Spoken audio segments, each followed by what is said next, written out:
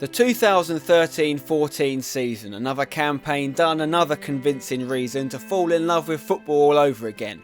With twists and turns and competition at both ends, we welcomed newboys Cardiff, Hull and Palace, all seeking Premiership glory and not a poisoned chalice. West London celebrated the return of their prodigal son, becoming hotly tipped favourites thanks to the special one.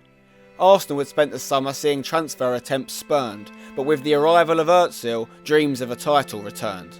And Fergie asked Man U fans to stand by their new man, but fans' hopes went down the pan when his master plan was called Mouranne.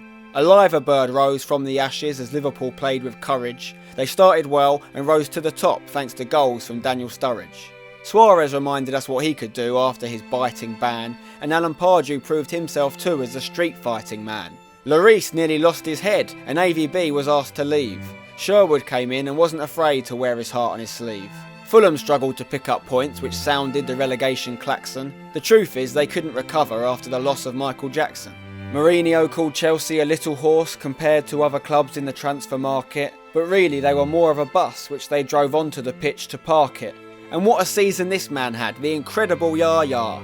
We already thought he could do everything, but he added free kicks to his repertoire. And one Scot faced his own Bond villain. I'm not talking about Dr. No. I mean of course Mr. Vincent Tan, who told Malky to go. Sunderland deposed Canio the dictator and Gus Poyet succeeded. The Uruguayan had a tough job on his hands. The advert said, miracle needed. Southampton made a lot of noise with 4 Lions who loved to roar. Lambert became an international and so did Rodriguez, Lallana and Shaw. Cardiff flopped as Hazard skilled, Joe Hart was dropped but Aguero thrilled, Barkley shone in the middle of the park and Loney Lukaku left his mark. Matter's arrival couldn't save Moyes, he'd been let down by Fergie's old boys. He struggled in the air after an aerial attack, so Giggs took the helm after David got the sack.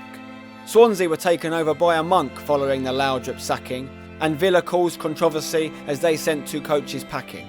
Big Sam was booed by his own fans and it wasn't even after a loss. But in staying up, he taught us what's possible when a board stands by its boss.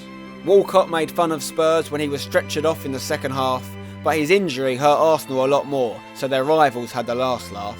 Ozil went from hero to zero and became a scapegoat. Not even the signing of Kim could keep the Gunners' title dreams afloat. Rooney said to David Beckham, anything you can do, I can do the same. But Shelvey had the last word, I can do it better, Wayne. In the end, Gerrard let it slip, a mistake that will haunt him for years. And we'll never forget Cristambal, a night that left Suarez in tears. It was a season of musical chairs played at the top of the table. City finished on top, in the best seat, but are they financially stable? UEFA will find them, they'll be punished, but how bad will it really be? I think most clubs will accept a slap on the wrist in exchange for the Premier League trophy.